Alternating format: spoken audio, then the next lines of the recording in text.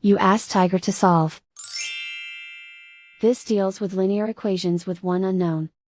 The final result is y equals -3. Let's solve it step by step. Group all constants on the right side of the equation. Subtract 7 from both sides. Group like terms.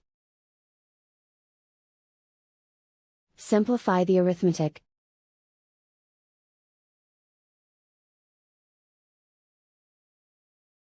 Isolate the y. Divide both sides by -3. Cancel out the negatives. Simplify the fraction. Move the negative sign from the denominator to the numerator. Find the greatest common factor of the numerator and denominator. Factor out and cancel the greatest common factor.